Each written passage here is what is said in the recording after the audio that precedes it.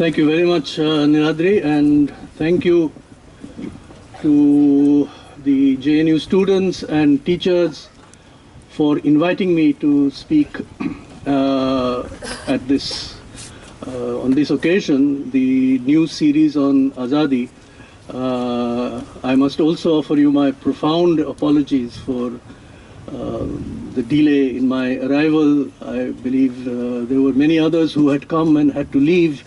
I won't give you a story about why and how it took me nearly 10 hours to come from Kolkata to Delhi, because I am told that making any disparaging remarks on the national airline has been declared unconstitutional.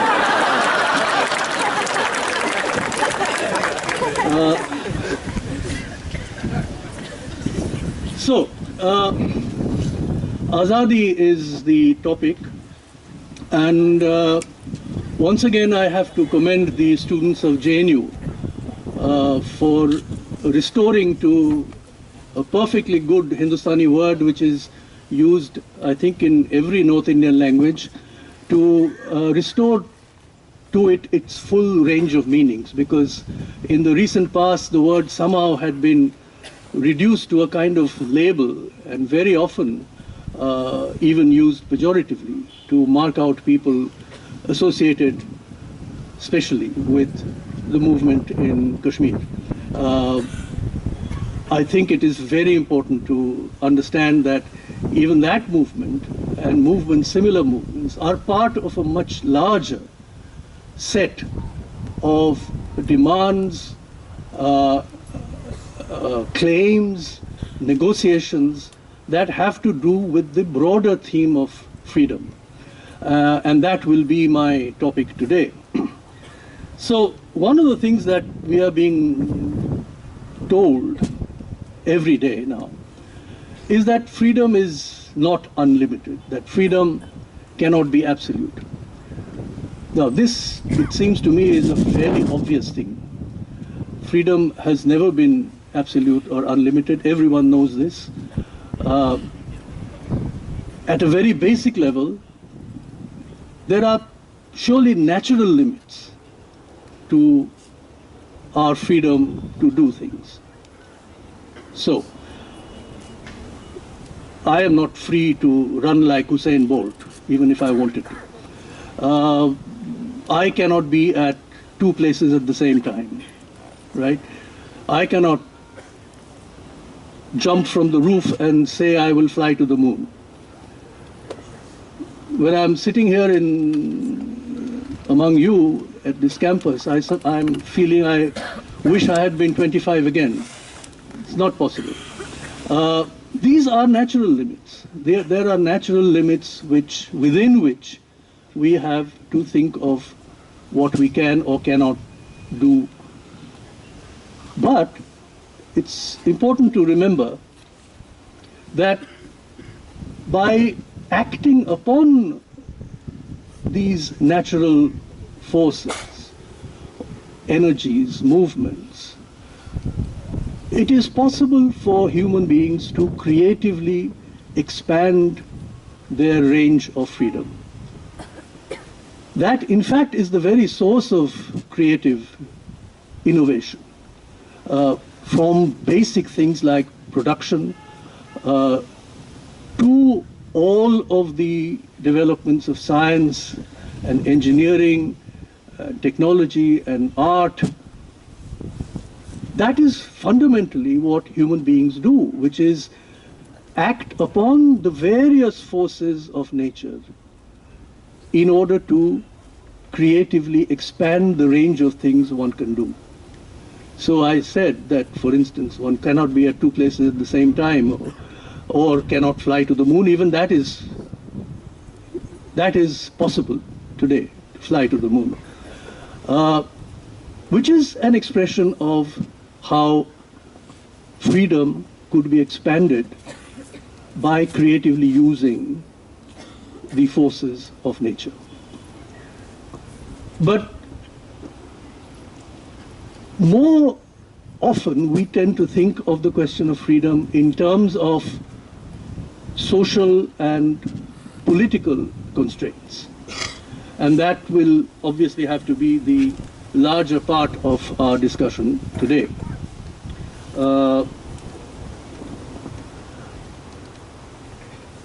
Let me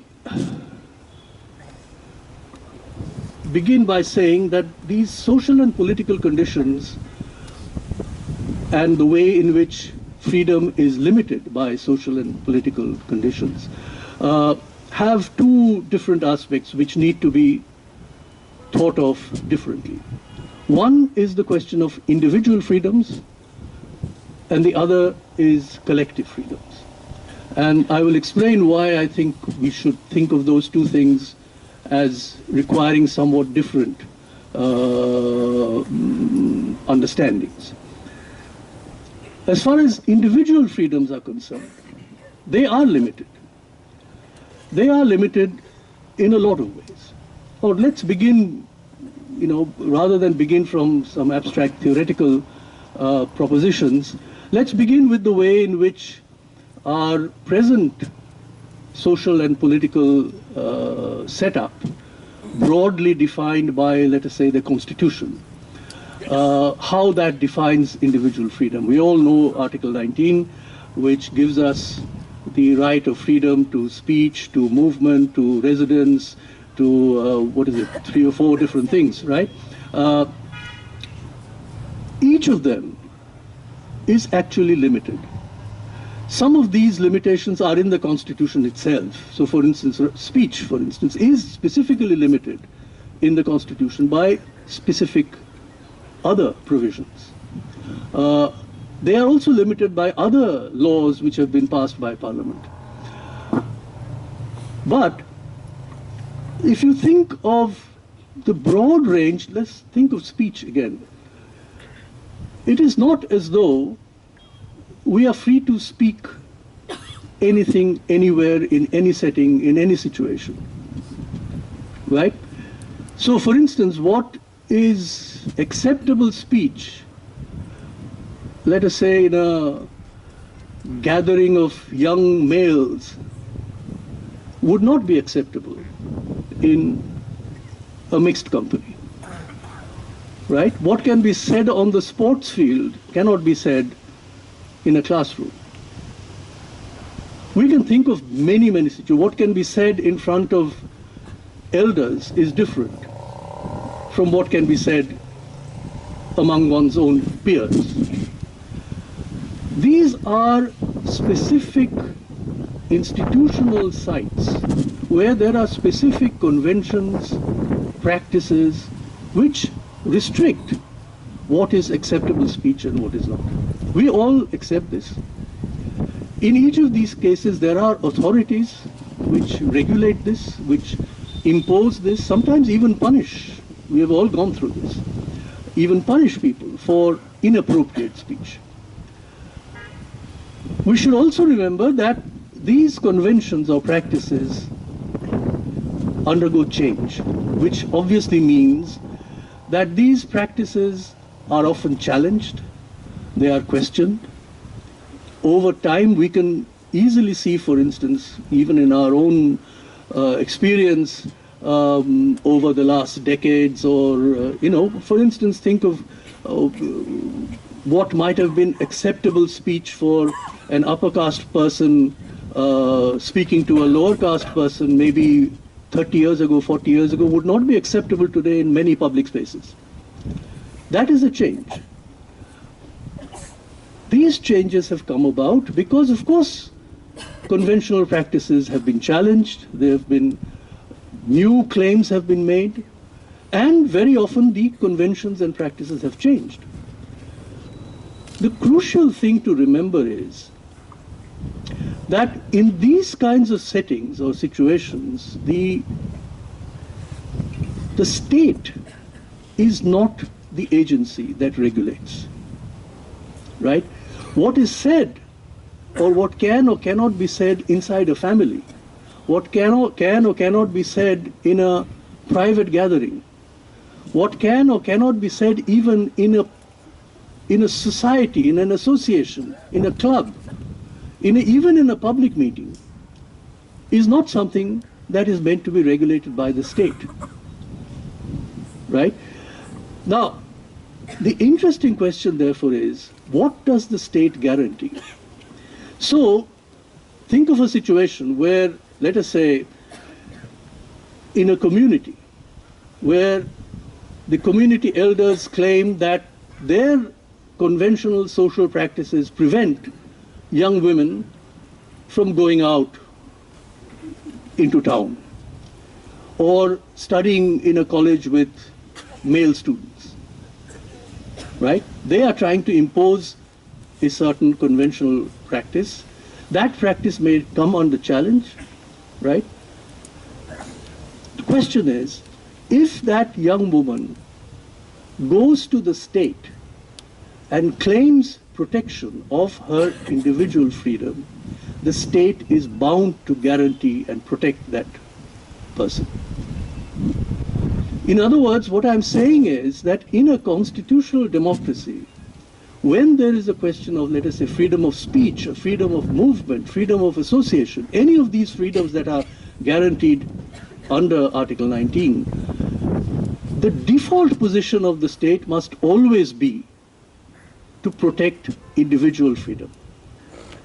There may well be exceptions. These exceptions may be negotiated. There may be court rulings. It could be subject to dispute.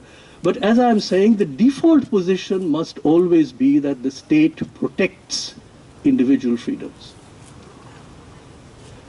If it does not, then really it is no longer a constitutional democracy. It becomes tyranny. There is no other. That is, in fact, the definition of tyranny, where the state does not protect individual freedoms. This will be important in the case of the university, for instance. In fact, I will suggest that in the case of a constitutional democracies, there are two institutions in particular where freedom of speech must have a special protection, must be given special protection. One are bodies of elected representatives, such as parliament, such as the state assemblies. And we all know that, in fact, that is the accepted legal position, that in parliament or in assemblies, what can or cannot be said is regulated by parliament itself or the state assembly itself. Not even the courts can decide. That is understood as parliamentary privilege. I would claim that the university should also have a similar status. It is important because just as the people's representatives are precisely the place where demands and claims and contestations that occur in society at large are in fact put before the state. The parliament or the assembly is the organ of the state which represents the sovereignty of the people. There is no other institution which does. That is the institution which represents the sovereignty of the people. And if that is the case, then in fact, those who have been elected by the people as their representatives must have complete freedom to say what they have to say in that house without any other organ of the state interfering. In the case of the university, the claim would be this, that if freedom of thought and expression is the foundation of any kind of critical and creative thinking in society at large, and this means the entire range of things I mentioned to you earlier on at the very beginning when I said that the creative innovation to expand human freedoms, that depends fundamentally on knowledge, on the ability to use knowledge, to use that knowledge critically, to question existing rules, conventions, institutions. That is the basis on which science progresses, on the basis of which critical thinking progresses, art progresses. And the university is in fact the one institution where this is precisely the job of teachers and students, to promote this kind of critical thinking. As a result, it seems to me one of the absolutely foundational implications of freedom of speech and thought and expression is that the university be completely self-regulated. That is to say, what can or cannot be said in a university, what can or cannot be said in a classroom or a seminar or even a meeting like this, it is the authorities of the university, teachers and students together, who should decide what is acceptable and what is not. Now, everything is not acceptable, we all know this. Even in the classroom, surely there are things that are said which are irrelevant, things that are said which are confused, things that are said which are plain wrong. And of course, it is the duty of whoever is the institution. For instance, if it was in my class, I could certainly tell a student to say, look, this is why you're wrong, you better stop now. We'll move on to something else. But it is the university authorities who best know what is or is not acceptable speech within the university. I think it is completely not only wrong, but even impertinent for state authorities to decide what can or cannot be said in a university. Now, let's move on to one other thing,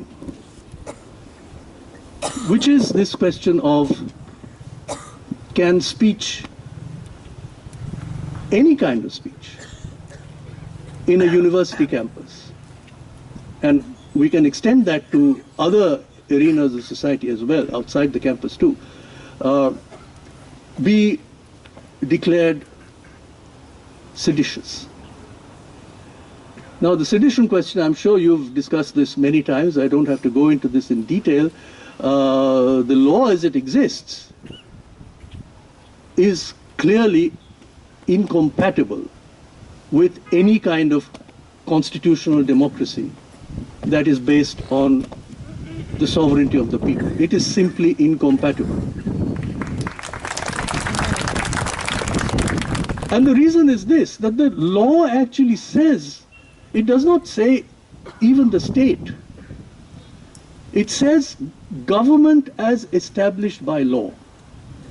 And one understands why it was framed that way in the 1860s when it was first framed. The government at the time, the colonial government, was of course external to the people over whom the government ruled. The government was an outside entity,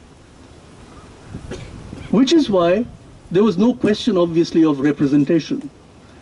The government did not represent the people of India. Now, as a result, it is perfectly understandable why any kind of expression of disloyalty or disaffection would have threatened a colonial government. And therefore, the colonial government could lay down that incredibly broad scope of what is or is not seditious. Even speech is seditious there. But that is a law which has continued, and we can, I mean, there are very interesting things about why, for instance, in the 50s and 60s, this law was very seldom used, in fact. And that is obviously because of this, of its association with an entire history of nationalist struggle where virtually every nationalist of any description was at some time or other charged with sedition. So in the 50s and 60s, it was in fact rarely used. It began to be used once more from the 70s.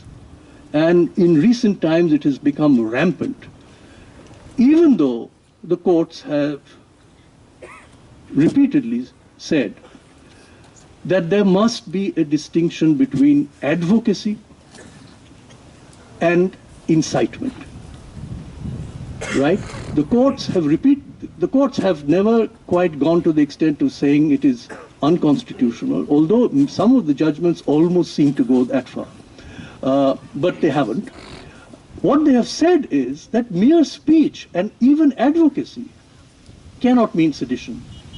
You have to show the actual imminent threat of harm or injury to the state. Now, we all know that many of these cases, these sedition cases, don't actually stand up in court, but it is a widespread, there is a widespread use of that act to harass, intimidate, and threaten people. Any kind, according to that law, any kind of opposition to government, and remember, the government means any government elected by the people, right? The government of the day. Any statement that is deemed to be critical or claiming disaffection or inciting, not inciting, advocating disaffection towards the government of the day, which means any kind of opposition to the government, can be declared seditious. It is, I think, an act which certainly must go. That is a claim that needs to be made repeatedly.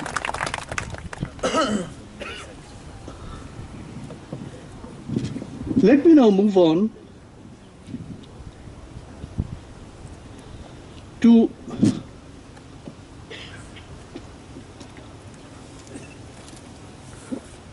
from individual freedoms to something like collective Azaadi. Okay? And let me begin by saying that this understanding of a collective notion of freedom or Azaadi, something that pertains to an entire group, is actually difficult to make, it's difficult to contain within a strictly liberal understanding of the Constitution. Because, as we all know, the liberal understanding is fundamentally based on a notion of individual freedoms. So a collective freedom is always difficult to formulate in strictly liberal terms. But there are certain kinds of collective rights that historically have been recognized, even within liberal constitutional systems. And the most obvious one is the question of national self-government or self-determination. Now, this has happened, of course, through an entire history of anti-imperial and anti-colonial struggles, that this right has been accepted to the extent that the United Nations, for instance, this is one of the declarations that was part of the history of the founding of the United Nations, the right of all peoples and nations to self-determination. But when one thinks of collective freedoms, I think it is important to understand that it rests on something, and this is slightly different, which is why I was saying that individual freedoms and collective freedoms, Azaadi in the individual and collective sense, have to be thought of somewhat differently. Because in the collective sense, it actually depends on a certain relationship of an oppressed side and an oppressor side. if you think through this idea of collective freedoms, you will find that in every case, the claim to some collective right to autonomy is based on a perception that there is an oppressor who is holding a particular group in subjection. That is what is contested, resisted, and that is the foundation of a claim to self-rule or autonomy or self-determination. If you think of the history of anti-colonial nationalism, this becomes obvious. That anti-colonial nationalism basically is founded on the idea that there are oppressor nations and oppressed nations. And it is the right of the oppressed nation to claim self-determination or independence from the oppressor nation. We all know that through the history of the anti-colonial movements, this right of national self-determination has been, by the, let's say, the second half of the 20th century, this right was more or less universally established. But it's important to remember that this right was established in a way that had two very specific characteristics. First of all, it was a resolution that was territorial.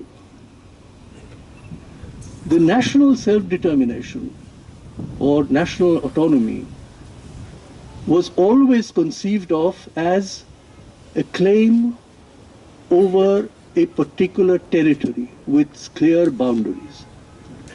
This is, there's the whole history to be described here of how this idea of nations as having territorial boundaries emerged in Europe, through maybe from the 17th century onwards, and was carried on to the rest of the world through the colonial empires, in fact, where the colonial empires between themselves drew boundaries to define which part of the world belongs to which colonial power. Some of you may know of the infamous Berlin Conference of 1885, where basically on a drawing board, the various imperial powers sat down and divided up Africa. One of the peculiar things you will notice if you look at the map of Africa is that most of the boundaries are along longitudes and latitudes. They are simply drawn on a map, right, and divided up. This is French, this is Portuguese, this is British, etc. Now, so the territorial jurisdiction, a unique sovereignty over a territory, is the first characteristic. And the second characteristic is the claim, and this of course is a more recent claim, this is the success of the anti-colonial movements, to claim that all sovereignties are formally equal, which explains why in the General Assembly of the United Nations, every member state, irrespective of whether it is large or small, has exactly one vote, which signifies the formal equality of all nations, the sovereignty of all nations. Now, the reason I explain this is because if you then look at how collective claims are negotiated within the boundaries of a nation, you will find that in fact the same structure is replicated. So, for instance, think of countries where there are separate units that together form a federation. So there are many federal countries in the world, including India. The degree of federation, how much the sovereignty is divided up, what is the proportion in which power is divided, between a central government and the various state or provincial governments, that varies. But if you again look at why there are claims that there should be a separate federal unit, why does it come up? You will find that it is once again the same claim of an oppressed side and an oppressor side. If we look at the history of the Indian state or the Indian Federation from the time of independence, and you look at the various claims that have been made over time, some of you may have read about the anti-Hindi agitation in the Tamil areas in Madras, right, led by Periyar, where in fact a specific claim was made that the Tamil-speaking parts should secede from India. It was a claim that was made at the time. And of course, both the Congress in Madras as well as the rest of many sections of opinion, the rest of India thought this was a threat to national unity itself. Now, the interesting thing to note is that claims like this and their resolution are never permanent. There is never a permanent claim, nor is there a permanent settlement. The Tamil case is interesting because, of course, that movement of the early 1950s, we now know, later became completely incorporated within the framework of constitutional electoral democracy in the form of the, well, now the two main Dravida parties, which are inheritors of Tamil nationalism, but no longer considered a threat to national unity. Think of the Andhra movement, 1954, demanding a separate state for the Telugu-speaking regions, which of course then led to the entire demand for reorganizing all of the provinces of India into linguistic states, the States Reorganization Commission. By 56, most of the states began this process of redrawing the boundaries of the states according to linguistic regions. Even Nehru was opposed to this because he thought this would break up India. The recognition of the linguistic principle as the principle of federal divisions would break up India. Well, Nehru was wrong, we know, because it was not a threat. You move on to a whole range of claims which later became the basis for dividing up existing states into smaller states. Right? Jharkhand, Telangana. Telangana is a very interesting case because if you now compare it with the Andhra case of the 50s, right? In the 50s, one might have thought, well, the regional demand, the cultural claim to autonomy has been resolved because we now have an Andhra state based on language. Well, Telangana comes up. I remember a time in the 1970s and 80s when the demand for Telangana, the demand for Jharkhand were opposed because the claim was these claims would simply lead to the breakup of the country. It didn't. Telangana is now a separate state. Jharkhand is now a separate state, right? There is a demand, for instance, in Darjeeling for the Gorkha peoples to have their own state, right? The interesting thing is that the present ruling party has been for the last 10 years representing Darjeeling in Parliament. This same Gorkhaland movement is represented by a BJP MP. So you can think of how these kinds of claims actually work. The point, therefore, is that in each of these cases, whether it's Jharkhand, whether it's Telangana, whether it's Gorkhaland, everywhere the claim is that there is some fundamental injustice that is being done to a collective group which has its identity.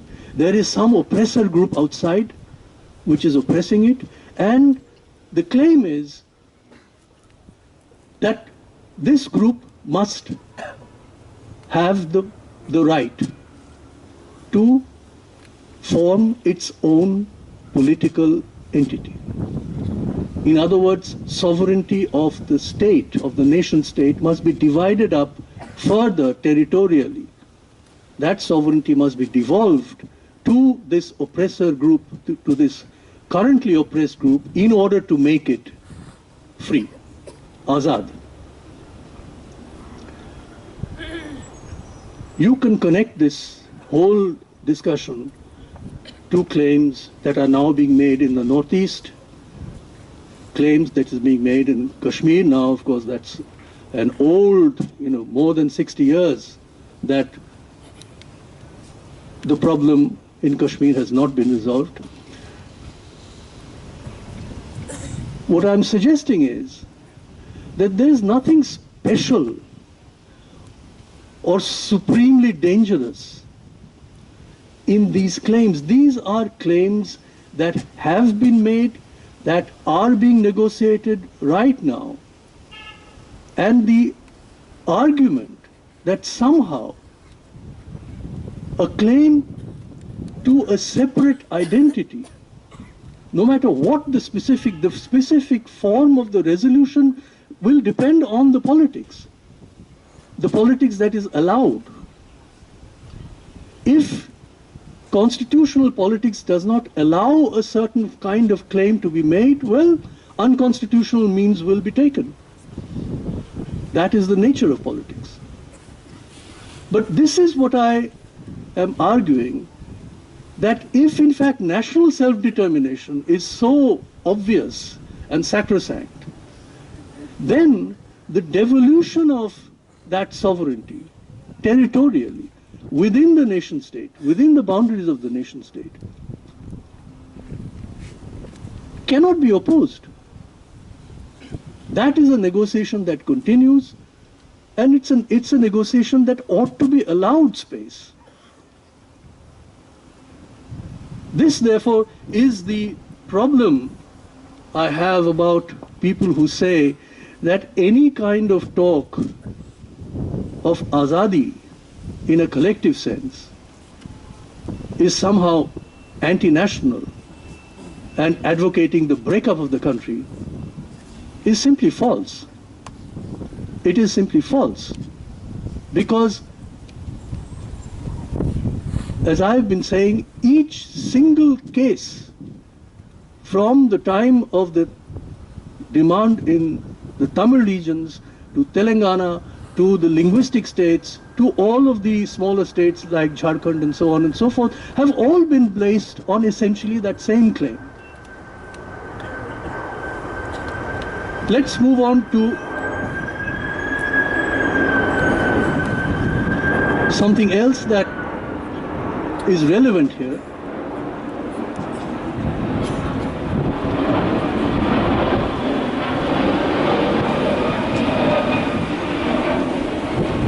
Which, of course,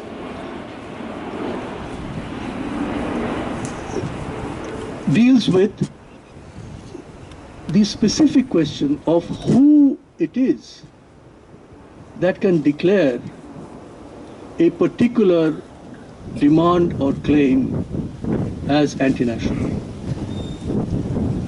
Now, there is really no constitutional body or constitutional provision, right, which declares any kind of renegotiation of the terms of the constitution of the state as unconstitutional. There is no such thing. We have been told recently that somehow the Constitution is inviolable. No question can be raised about the Constitution. It's a very peculiar claim to make, because if that is so, then no amendment of the Constitution would be possible. Surely any amendment of the Constitution will require questioning this or that provision of the Constitution. Otherwise, why is ever a demand for a constitutional amendment made?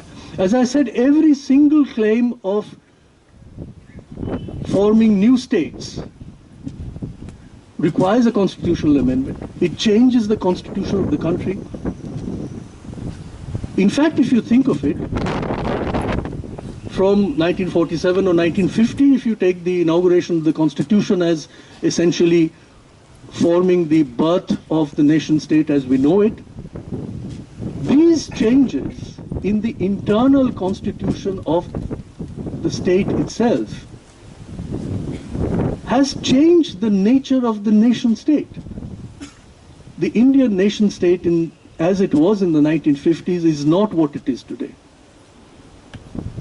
This is an entire historical process that has gone on and that will go on.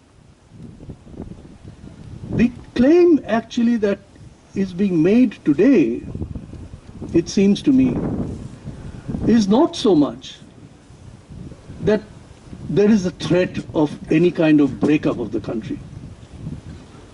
That is not the claim. What is being claimed by a ruling party is that we will define what is the content of the national, and we will identify people who will be put to the test of proving that they are not anti-national. That is what is being claimed. If you think of what is being attempted here, you will find this is completely compatible with the very definition of fascism. This is what fascist parties have always done. To identify people, target people, and then ask them to prove that they are not anti-national.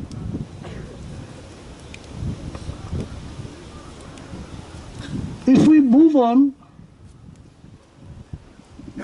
to one final set of questions, issues, and then I will stop and you can take questions, which is the connection between what I spoke of as individual freedoms and these collective freedoms. Now, the individual freedoms and collective freedoms, I said, should be understood differently, but there is a connection between the two. Because the claim to individual freedoms cannot be pursued or asserted without a collective movement. This also is important to understand. Many of these individual freedoms, such as speech or movement or livelihood and so on and so forth, depend on things like income, occupation, status in society, right? Dignity. All of those are supports or bases for the pursuit of individual freedoms or the enjoyment of individual freedoms, right? There is no point in saying that one is free to associate if one does not even have the basic means of subsistence. These, therefore, form the foundations of the pursuit of a free life as free citizens. But these individual freedoms, which may in some cases be acquired individually, cannot have a permanent effect on society unless entire groups, entire classes, entire communities can attain those levels of income and livelihood and health and education and all of those things. The connection is there.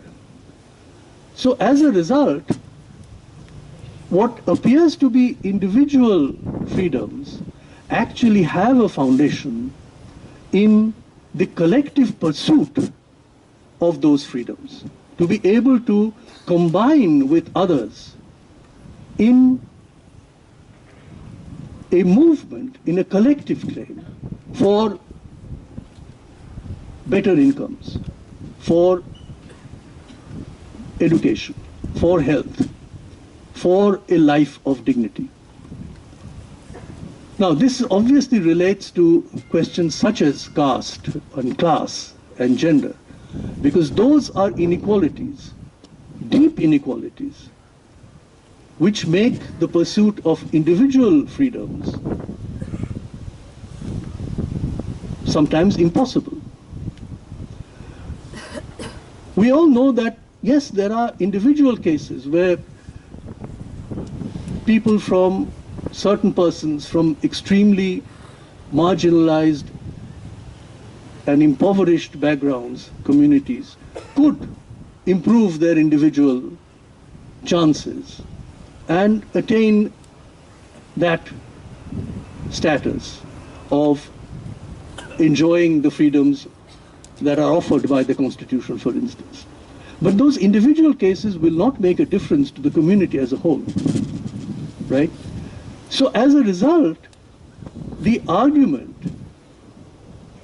that the collective pursuit of these social and economic objectives is also a part of collective freedoms or collective Azaadi is a very, very valid argument.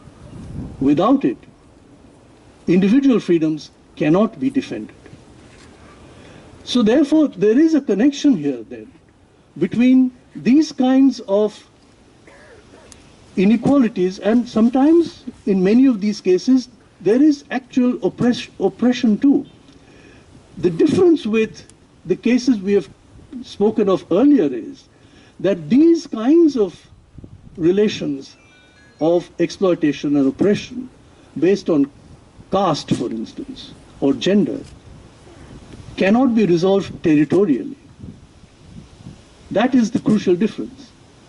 You cannot have a territorial demarcation or a devolution of power and resolve the problem of caste inequality or caste oppression, because there is no territorial solution there. It requires a different set of resolutions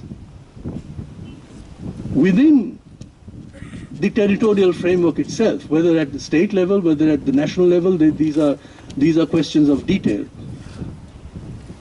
But as I said, that even the question of individual freedom cannot be pushed forward without the question of resolving collective Azaadi, the question of collective Azaadi, not simply of the ones that have a territorial resolution, but of the others, which is questions of such as caste and gender and class.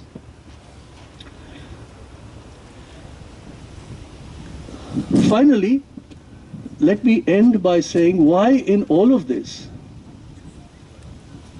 I think the university in particular has a very important role to play. In at least, well, maybe even three different senses. First of all, the university is the place where there is the full potential to, to collect and think about the knowledge of how people live, what people want, what people are claiming. All of these things can be observed and brought together in the form of analytical and systematically organized knowledge. That is the job of the university. This is not something that government departments can do. It is the university where this kind of collection of knowledge, that you might say knowledge of the country.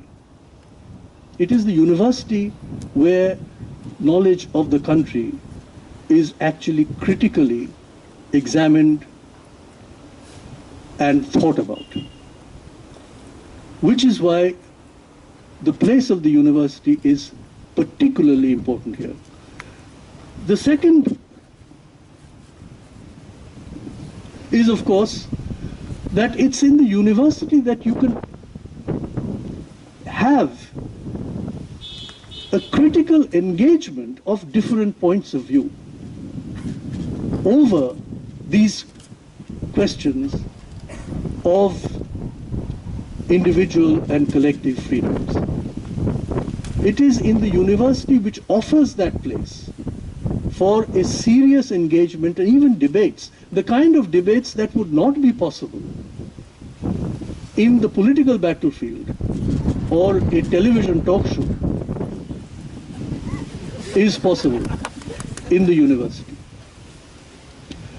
And the third reason is, and this I think is a particularly important point in India, and especially for universities such as JNU, because the university is also a place where students, particularly students, but also teachers, from a variety of backgrounds, all of these different groups and communities and regions and so on that we have been talking about for so long, it is in the university that they come together. But not only do they come together in a place where knowledge, the serious pursuit of knowledge, is what people practice. In other words, what the university allows for is the bringing together within a single space where people speak or are encouraged to speak in a common language, the language of whatever discipline or whatever science is being pursued, speak a common language. People from different communities and regions and classes and castes come together and speak in that common language on a footing of equality. This is a particularly creative environment in which this kind of critical thinking about the country can be pursued. I do not think that there is any other institution in the country which offers quite this kind of environment, which is why I think the assault that has come on the university is such a dangerous thing and should be resisted with all the force that we have. I will stop here.